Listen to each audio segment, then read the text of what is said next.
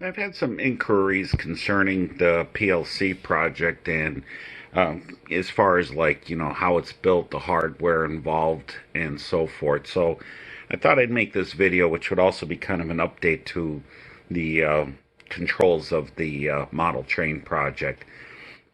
Shown here is actually the first generation project, which I originally built with the Micrologix 1000. The Micrologix 1000 is no longer available. It's completely discontinued by Allen Bradley. The nice thing about it is at the time, these were available inexpensively used on eBay, and the programming software for it, which was RS Logix Micro Starter Lite, is available to download for free.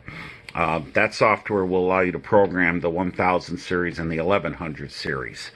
I originally, had this as like a trainer unit with switches and lights and stuff, but the reason why I decided to build a model railroad layout with PLC control is it gives a real world example of PLC controls in the fact that unexpected things can happen, like what would happen in real world machinery, such as, cylinders that would be sluggish or don't work, or sensors that aren't being made, and so forth.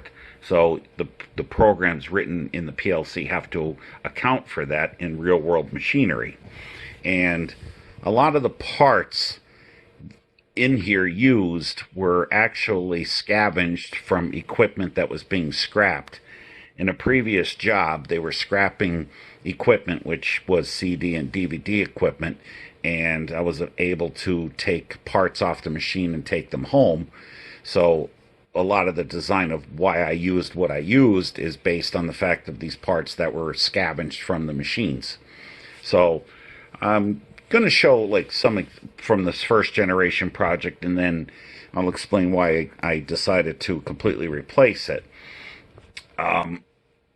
What you have here is this is an Omron 16-point block, and in the description of this video I am going to list the part numbers.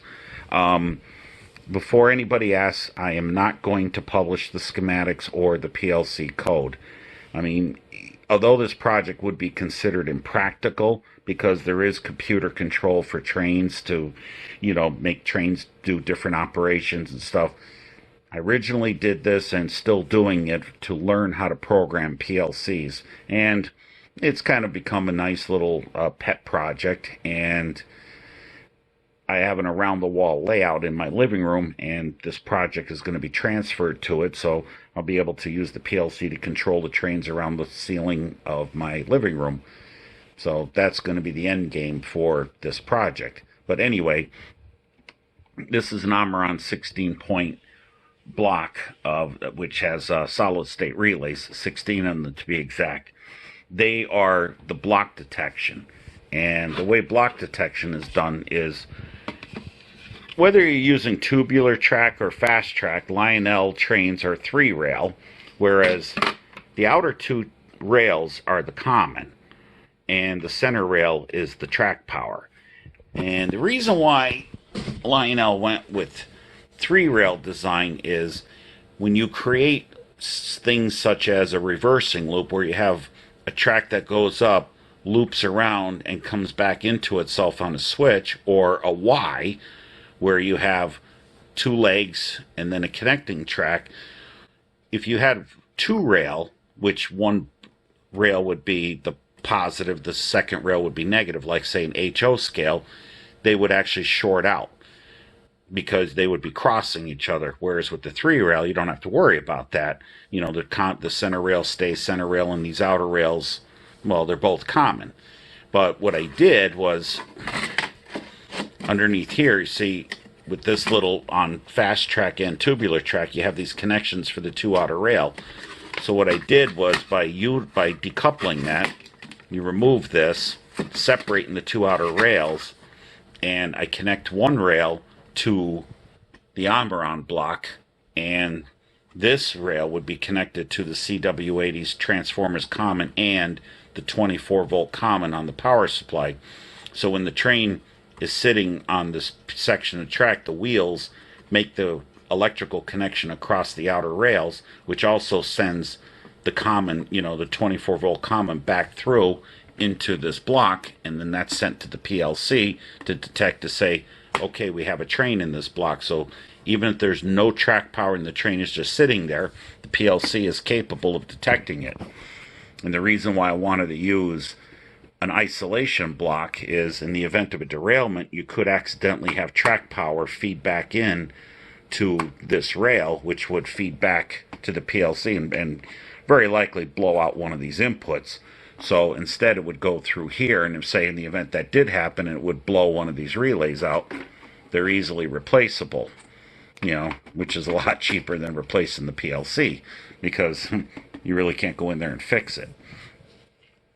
I also integrated, as part of like having a standard machine practice, a safety circuit. Again, this is a PNOS X1 safety relay, again scavenged from equipment, which ties to an emergency stop button on the panel. And what that will do is if the stop is pressed, it will cut off the track power, the accessory power, and 24 volts, basically shutting everything down. These orange relays are a higher current single pole, single throw relay, and what these do is control the track power on the different sections of track.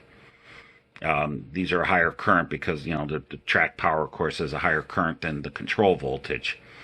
These slimline relays are single pole, double throw, and these cases, these operate the remote switches, between throughway and turnout. These two relays on the side here is actually the automatic and manual control.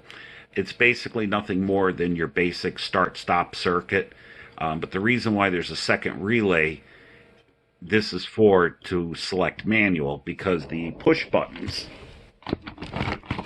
on the panel are normally open.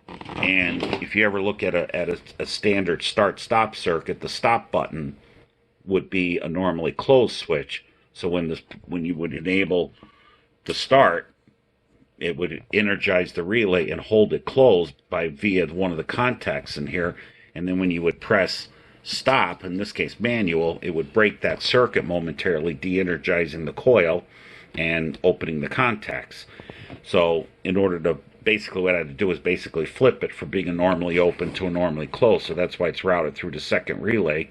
And this basically, when the manual button is pushed, this is energized momentarily, breaking the circuit, the continuity circuit of the start-stop circuit, and it just switches back to manual. So it's just your basic start-stop circuit. There's also a couple of fuses integrated into the project. This protects the 24 volt power supply. And of course, this is a 5 amp 24 volt power supply, also scavenged from the equipment. So on to the second generation project. Okay, with the second generation project, the reason why I rebuilt the project was I ended up finding out, aside from the fact that the inputs and outputs were limited on the Micrologix 1000, it's fixed and could not be expanded. The memory capacity of the PLC is also limited. So I just got done writing a couple of routines, and I realized I was basically nearly out of memory. So what I ended up doing was researching and decided to purchase a Micrologix 1400 PLC, which has about 10 times the amount of memory and also allows to expand the inputs and outputs via the modules that you see on the left.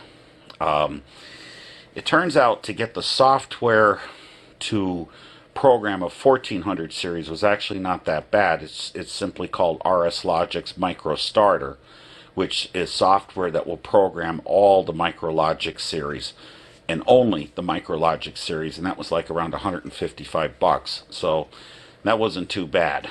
So I ended up purchasing this Micrologix 1400 and these associated modules. This one here is actually a 16 input module, which interfaces to the block detection, and some of these other inputs are actually connected to the photo eye sensors. On the first generation project, the photo eye sensors shared with the block detection on this entire thing, where here they're now completely separated.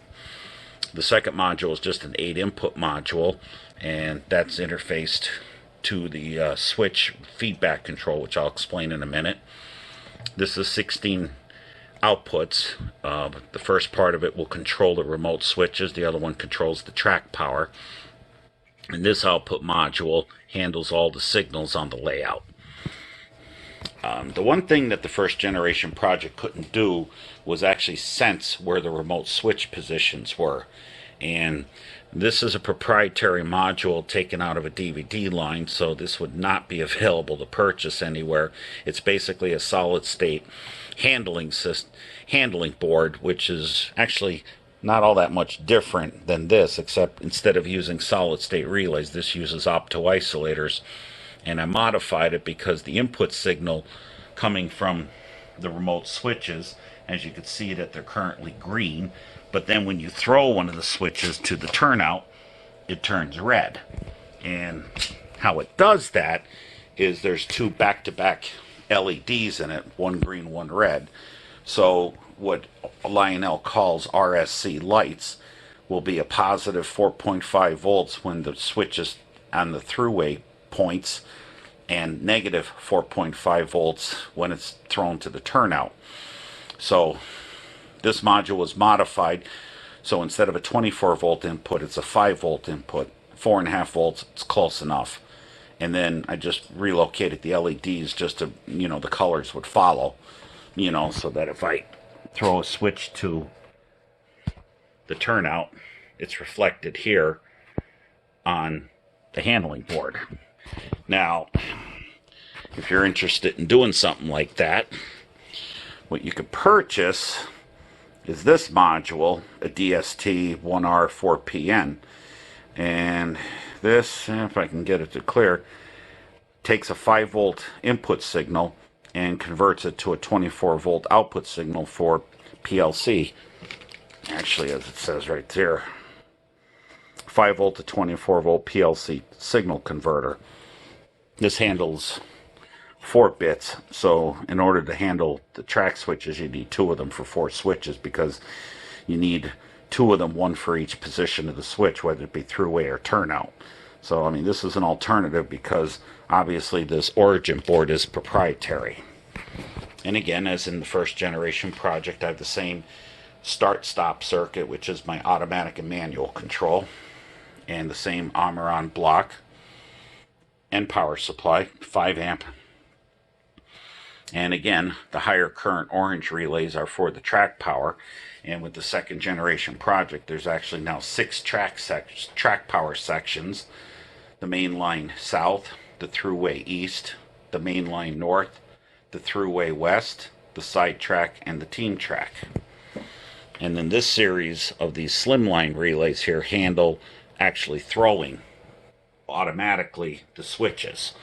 The first one would throw it to the throughway, the second one would throw the first switch to the turnout, and so forth. And then these relays here handle all the signals on the layout. So I'll explain that in a little bit. And then also too, I have an audible alarm and a pad light, again taken from a line.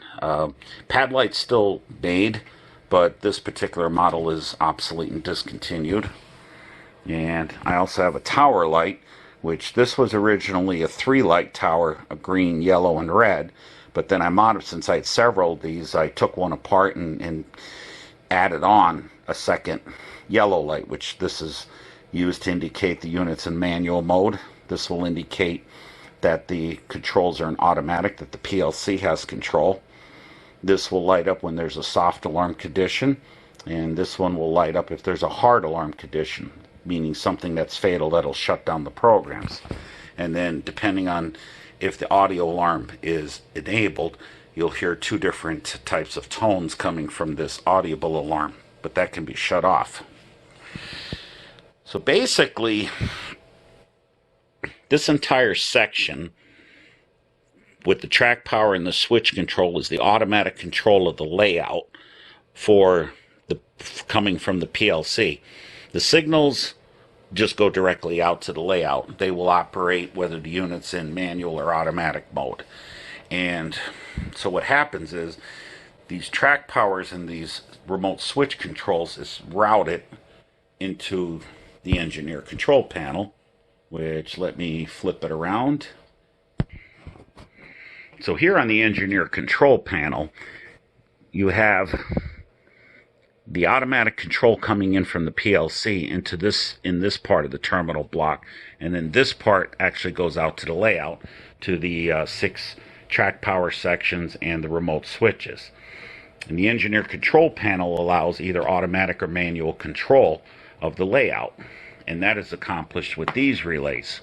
When these relays are de-energized, the control of the layout is actually in manual, as I can, flip switches, and I can turn on the different track powers, and then of course I'd have to adjust the throttle control on the PLC. And then this is, as I explained in the previous video, because my house isn't level, certain sections of the track are actually a downgrade and other sections are an upgrade. So I use this to reduce the voltage on the downgrades so that the speed of the trains is relatively constant. It works for the most part, but the PLC control of the throttle actually works better. I mean, you could see one of my other videos on how I gave a better explanation of that. So when the relays are de-energized, these are in control. When you switch the unit over to automatic mode, these relays will energize and control is now handed off to the PLC. So now you will see the switches will do nothing. I could turn on all the track powers, turn on the throttle. Nothing happens because control has now been handed off to the PLC. And I should also note, these 4 relays, this controls the circuitry or the wiring between the remote switches, whether it's in manual or automatic control, whether the levers have control or the PLC has control of throwing the remote switches between throughway and turnout. These are force-guided relays. That provides a little extra level of protection, because the one thing about these switches is if you do not want both contacts to be to be pressed at the same time, which would probably cause a burnout of the circuitry. So I used force-guided relays to prevent that. If a contact gets stuck, it just won't move, and you can take care of the problem. These relays here, which are the same slimline relays used on the PLC controls, that handles automatic control of the direction, whistle, and bell buttons. The PLC can energize these relays, and it's the same thing as pressing these buttons. Now, I did have an option. This last relay I have as a direction relay, and that's actually this switch back here. In automatic mode, I can choose if I want this relay to energize when the direction control is invoked by the PLC, to close this relay, which would actually press this button, or close this relay, which will actually interrupt track power and then reclose. This is actually wired to normally closed position. This was because of some of the locomotives acting goofy, and I wasn't sure of the problem. I thought maybe it had something to do with how the direction control works on the line L. So it gives me the choice that I could just interrupt track power or use the direction control in the CW80, which basically does the same thing. And this automatic relay, which is this label as auto, these handle the track powers, the track power 1, 2, 3, 4, 5, and 6. This relay handles automatic control of the throttle, and if I'm using the reduced power. When this relay closes, it actually bypasses this. It basically it just shorts this out so that this switch position doesn't matter. The input track power is going to be the same going out as going in. And then this also will change whether the wiper, the throttle control is is sent as the input for the throttle control, or the PLC has control. And I can override that with this switch, which would just simply turn off this relay, and then everything would still be in automatic mode, except that's an alarm because of no track power, because I overrode it. But okay, that's because I had the throttle control off, because then you would have to have this on. So I'll turn that back on. This time I'll have track power. I leave the automatic override on. So then with this switch overridden, the reduced control knob works and the throttle control works, but everything else is still in automatic mode. I did this early on because I was having a hard time figuring out how to do the throttle control for the CW80 because the schematic I had wasn't exactly accurate, and what was supposed to be common wasn't common.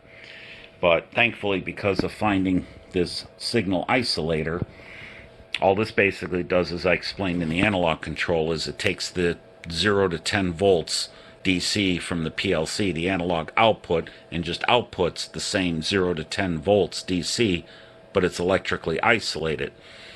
That's sent through this box, which just simply divides it with a voltage divider to convert it from 0 to 3.3 volts. And then that's sent into the Lionel CW80, which basically is the throttle position. And as I explained in the video, when the throttle's on 0, it's actually, the circuitry is actually getting an input of 3.3 volts, and then this would be like near 0 volts, so it's actually inverted. Of course, it has to be a little goofy, like my blue D&H locomotive.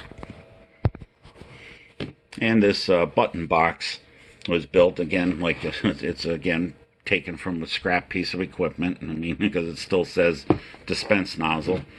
But this just gives me the button control that, as I'm developing the programs, which will eventually be, the same buttons are going to be on the pedestal with the touch panel.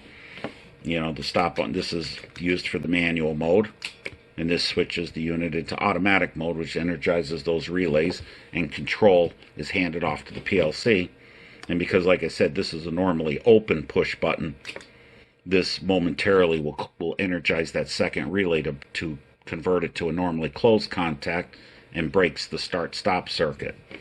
And it is equipped with an e-stop, which will de-energize the yellow safety relay, the PNOS, which kills the power.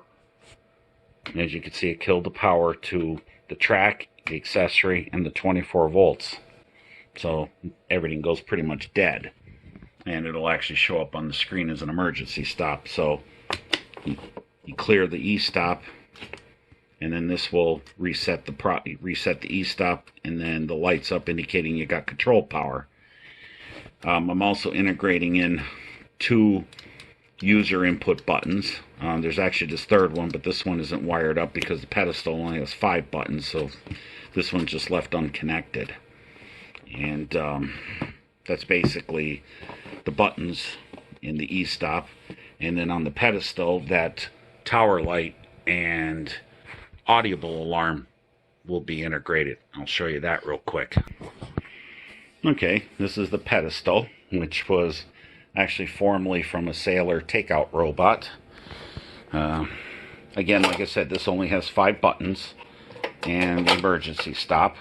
And what I did was mount one of the pad lights audible alarms on the side here. It does have the ability for 4 different audio tones, but I'm only going to utilize 2.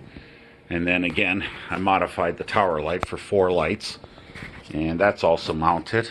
Put a small terminal block here to bring it into the wiring. And of course, that's HMI panel is going to be put in this empty slot. I already have the buttons wired up, ready to go.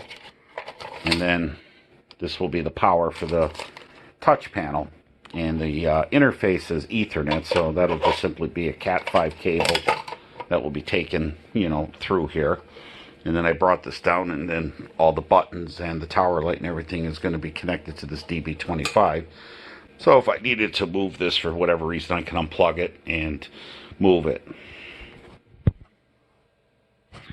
Okay, the HMI panel. I did originally take some HMI panels from the scrapped equipment, but they're ProFace, and when I looked into what it would cost to get the software to program them, it was, let's just say, not cheap. So I ended up settling and getting an Automation Direct Cmore micro panel. The panel was relatively cheap. It's around $300, and the software to program it is also free, which was a big plus.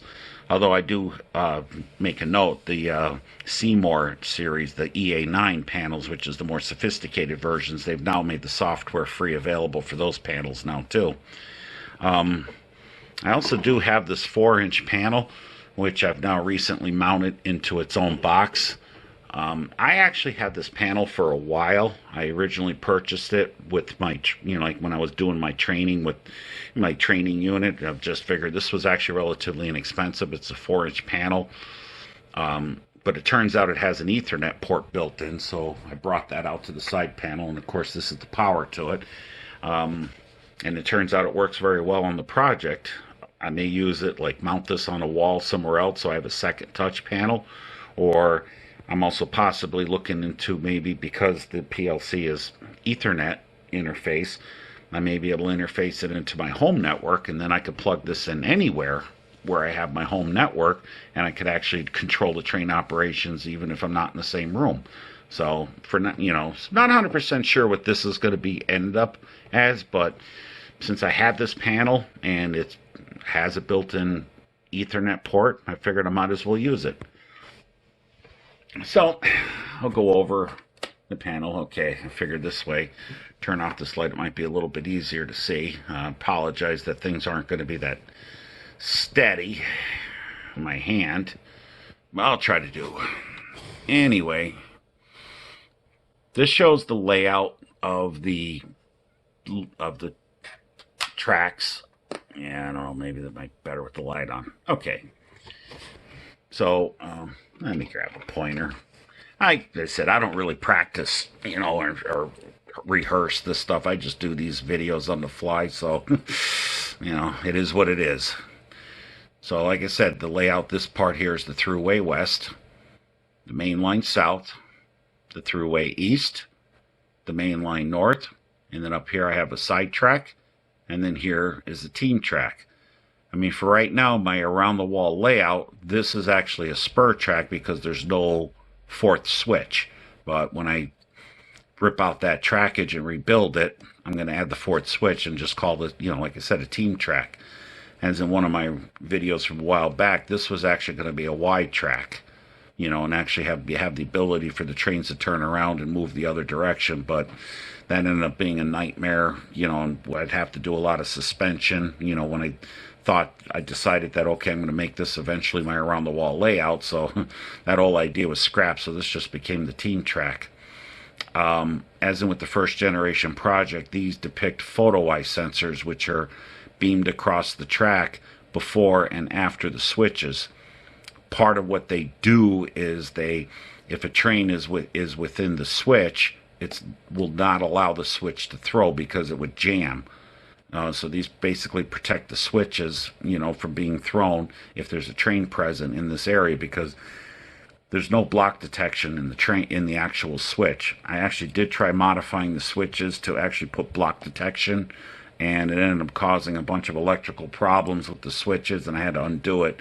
There's only so much you can modify, I guess, because obviously, even with the modifications I did with the CW80, I mean, they're really not meant to be done, but you find a way, but there's limits to how much you could hack. So, and there's no way it does, if the train's within the switch, the photo eye sensors pick it up and it says, okay, switch 1 is not clear to change. And the arrows, of course, depict which way the train, the switch points are set. So when I throw a switch, whether it be manual or automatic, this is now showing that switch 4 is now set to the turnout. And you could also see that the signals will change. The signals are also on the layout. Although they are electrically wired, I don't have them set up on this test layout. That'll be done with the around-the-wall layout. And you can see the signal position changed, saying that the team track is clear to proceed forward. If there was a train, the throughway east is not clear to proceed because it would run into the switch with the switch points in the wrong position. So that's why when you switch it back, you see the throughway east's signal is now clear to proceed, and the team track is not clear to proceed because the switch point's set to the throughway east.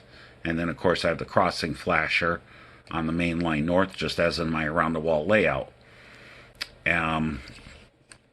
When you go to automatic mode, It will depict that here on the thing, on the screen here, that okay, we're in automatic mode. And hang on. Okay, and to note, when the unit's in automatic mode and a track section is energized, the bars are going to turn white. And another thing is the block detection. If there's a train detected in the block, there'll be a green bar that illuminates. As you see, it's showing the train that's running right now is on the Thruway West, now starting into the main line south,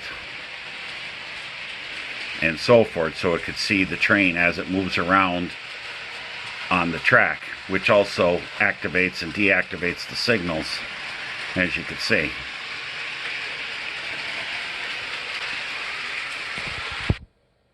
Alright, so that's pretty much a good tour of the main line, of the main screen. So we'll go through some of the other screens.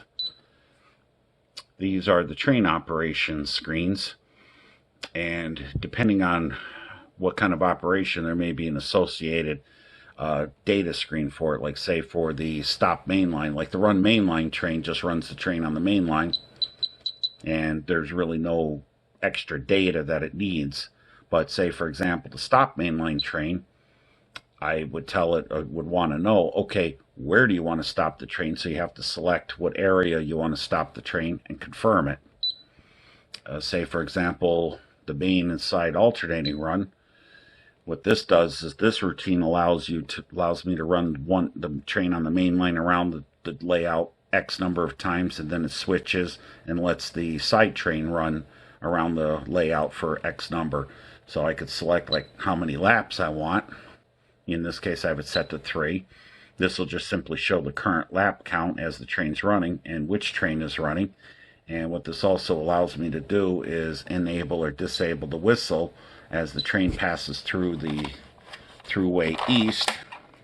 And get the light better. Alright, let's just turn it off. I can tell it to blow the whistle for grade crossing.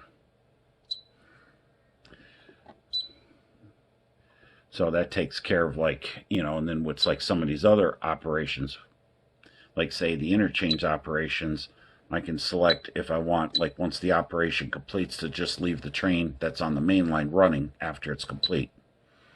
So that's all the train operations. There's 2 pages of it. And I have a couple of routines not yet defined. I'll probably think of something. And then what this 3rd page is what I'm going to develop is what I'm going to call a multi-run routine, where I'll be able to actually run multiple train operations. Like say select one, say the main and side alternating run, have it do it 3 times, then okay, switch the side train and the team track train, and then run the main and side alternating run again, and whatever, you know. That's going to be like up and coming. This is the CW80 transformer control. I could, you know, this of course is the direction, whistle, and bell, which activates those relays. I can also turn on and off, like as a master control, if I don't want the... Okay, apparently I exceeded the maximum size on how much video I can record on the phone at once, so okay. Well, we'll continue. Anyway, I also have the throttle feedback, which just basically measures the track power and converts it to a DC signal and feeds it back to the PLC at its analog input. This is to help detect in the event that there is, if the transformer shuts down, you know, say due to a derailment, you know, overload, that the PLC would sense it and react accordingly. I also have a master throttle control, which right now is set to 70%. I can change that, you know, whatever bound, you know, say, okay, this would just set the throttle control. I could also increase it or decrease it by 5%. And this will show the actual throttle output when it's in automatic mode. And then also, as I explained in another video, I have these offsets, which this takes the place of the compensation box, which reduces track power, the downgrades. This also has the capability that I could actually increase the track power in other sections, and it's broken up into all the mainline blocks. I do also have it set for the side and the team track. You know, I could set like a throttle compensation for those 2 areas of track as well. And then I also have preset recipes you know, depending, you know, for the throttle at 35%, the throttle at 50, 70, and 85. This just shows what the offset is and what the thing is, and the throttle output actually is. I could also just turn it off here, enable it or disable it.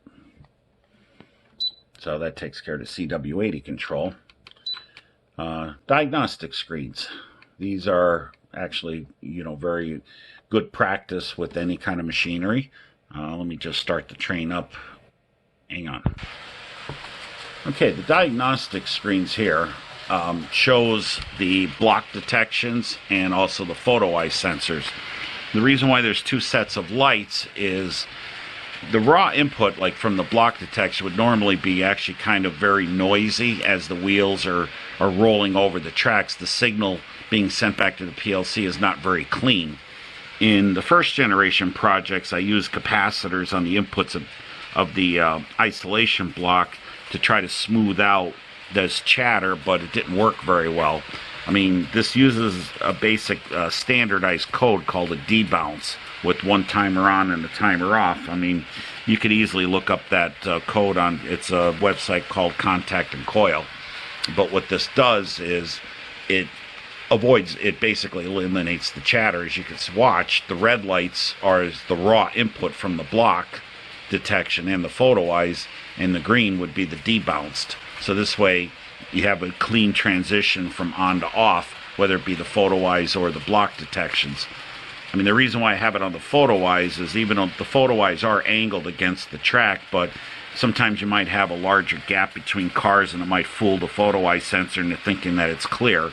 So I added the same kind of debounce to the photo eye sensor, and as I could see in the video, I must have knocked photo eye 8 out of position because it's never coming on. Yeah, let me check that. Oh. Diagnostic screens are just simply good practice, you know, with any kind of machinery control, so you could actually see what's going on. Now, the next diagnostic screen would just show that if there was an emergency stop. It also shows the units in automatic mode. It also could show the inputs from the push to 2 user buttons, as you can see as I press them on the panel. There's a couple of unused inputs, and you could act the throttle sense, which is the analog input to the PLC. And on the right side would be, you know, the outputs, which would either be for the soft alarms, tower light, audio, and the same thing for the hard, and lighting up the button lights, and the CW80's direction whistle and bell buttons. This would show here, this is the track switch positions, which right now it shows all 4 switches are set to the throughway and they are latched. Latch means that they're in either position. In other words, the LED lights are lit. If the switch is in between positions or it's not fully over, the light won't be lit up at all, and then this latched bit will be turned off, and the PLC will know that the switch is in an unknown position. This would just simply come on to indicate that the relays to throw the switches automatically are energized, which they come on for only 1 second. This way, if the switch doesn't move or jams, it won't burn out the internal motor on the switch. And this here would show these are the actual relays that control the tracks, the remote switches, and then of course the enable. These are the outputs showing, okay, that I have 4 track sections energized out of 6. The side track and team track are not energized. So right now we're just running a train on the main line, so these are on. And this is an internal flasher bit, which is used for not only the crossing flasher, but in several other areas of the program. This is just a diagnostic screen of the signals. Well, like I said, most of these signals aren't wired up yet. They will be on the layout once it's transferred to around the wall. But this just shows like where the signals with aspects would be. The PLC does have an internal clock, but to save battery power, because of course this PLC spends most of its time powered down, so you could have the option to turn off the real-time clock, which saves the internal backup battery. Right now I haven't had a need yet to use the clock for anything in the program, so for now I'm just leaving it off. And the F5 button just shows the hard alarm screen. Like if there's a fatal alarm, a text message will show up here indicating what the alarm is. This here will allow me to either turn on or off the audio alarm. So if I turn this off, the tower light will come on red, but you won't hear anything. So, it'd be the same thing for the soft alarm here. I can bring up the soft alarm pages, but these are brought up automatically when there's soft alarm condition. These are more like, this here is, if there's something, of course there's nothing showing because there's no warnings. This concerns the routines, like if the conditions aren't right for a routine to run, it would be like, okay, I don't see a train on the sidetrack when I want to run the train on the sidetrack. That would come up here and then it would jump back and close the routine. And then a second area of soft alarms would be warnings, like when I use forward reverse routines, sensing the train as it's running on the track. If it's timing and it's taking too long, it'll throw up a warning saying, okay, something's not acting right, but it's recoverable. And if it goes too far, then usually it goes into a hard alarm condition and shuts everything down. I explained this in previous videos. I'll just go over briefly the different ladders that I've used. Of course, ladder 2 is always your main program, which everything is executed off of that. As I mentioned, the debounce. This is basically a standard debounce routine using a timer on and a timer off to, when you have mechanical switches and stuff, it would cause glitches, chatter, which, as you can see from when I showed the diagnostic screen, when the train wheels rolling on the tracks typically cause a lot of chatter, which would be an unclean input to the PLC. So this series of ladder program or rungs will, smooth it out by delaying them with timers. I couldn't do this in the first generation project because there was only a limited number of timers available, and I simply didn't have enough, but fortunately with this Micrologix 1400, there's more than enough, so I'm able to utilize it in software, to smooth out the inputs from the photo eye sensors and the block detects to prevent that chatter. This routine just simply controls the track power. By setting an integer greater than 0, it will energize a certain section of track. This will execute when the unit's put in automatic mode. It'll jump to this to do anything to prep for automatic mode. Right now it doesn't really do anything, but it's there for the future. This routine handles throwing the remote switches, the 4 switches. It also checks the photo eye sensors to make sure the switches are clear, and it just handles throwing the switches between throughway and turnout. This is the analog control of the PLC. This handles the throttle feedback and also the throttle control for the CW80. This routine just simply reads the switch positions as far as the green or red LED light and sets the appropriate bits. This routine here detects movement along the main line. As the train's running around the main line, this routine is executed, and it just looks to make sure that the train didn't stall out or derail. And if it doesn't see the train moving within a certain time, it'll throw an alarm saying, okay, the train's not moving. This routine handles forward and reverse operations in certain sections of track. That would be limited to the throughway, the side track, the throughway east, and the team track. This utilizes the photo eye sensors to detect when the train is energized, if it's moving in a forward or reverse direction. And when the program is called, data is sent to it to say, okay, I want to take the train onto throughway west and move it forward. So if the train starts up in reverse, it'll just simply cycle the power until the train moves in a forward motion. As I explained in previous videos, Line L trains have the ability to run forward and backwards in a sequence of forward, then neutral, then reverse, then neutral, and then back to forward. A unfortunately, not all trains act the same. Like this little black Jeep that's on the Thruway West right now, when the track powers off for, say, 10 seconds, the next time it's powered up, it's going to automatically revert to forward. Whereas the blue D&H, as I nicknamed the goofy guy, will retain where it's at in its forward and reverse sequence no matter how long the track powers off. So the PLC is not able to remember which way the train is going to move next because some of them change. So that's what this routine handles. And this next ladder is just simply called manual. When I push, when I select the manual control, to return control back to manual, this just mainly does like a cleanup of anything in the PLC that needs to be done. This routine I call park will take a train that's running and park it into a certain section of track. Again, I could select the either throughways, the side track, or the team track.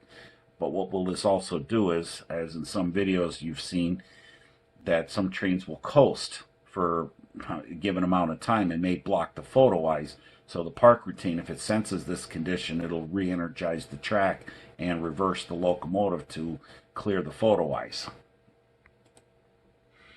This routine main sense is when the train is running on the main line or powered up. This will sense if the train is on the main line and what direction it's running in, or if it's just simply stopped.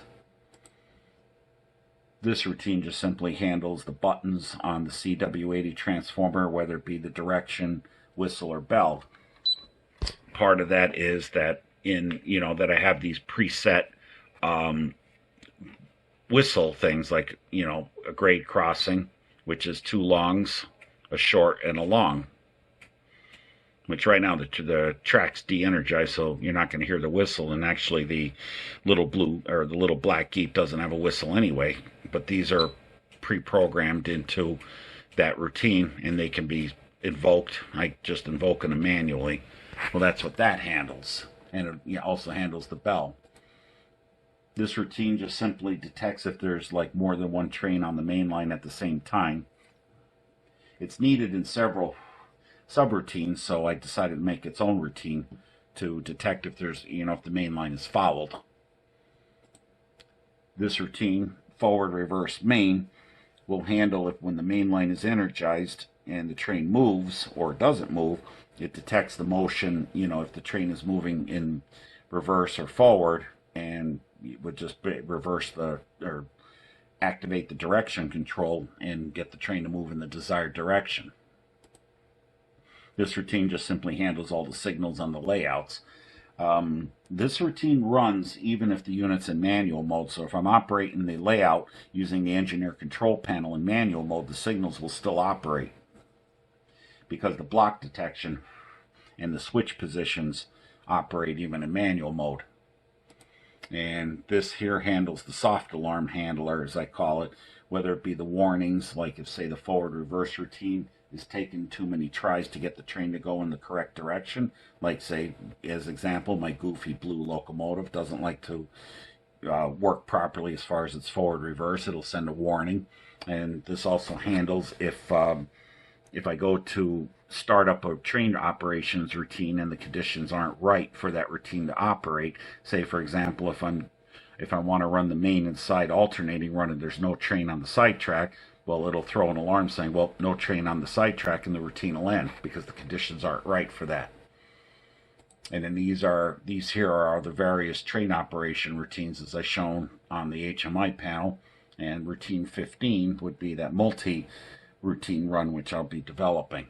So this basically gives a tour and an update on the hardware of the model train PLC project. So hopefully this explains a few things, but like I said earlier in the video, I'm not going to publish the schematics or the coding. If you want to develop it, develop one for yourself. I mean, as I said, it's not practical. I'm just doing this as a means to learn how to do PLC programming, and it's actually worked very successfully. Because there are computer controls out there already, for model train layouts. But, I will post a list of parts that are used between these different relays and so forth. I mean, you can find cheaper alternatives. Like I said, these are just parts that were scavenged from the equipment. So to me, the parts, these parts were free. I mean, obviously, I did invest some money, by purchasing that Micrologix 1400 and, of course, this 6-inch panel. So hopefully, till next time.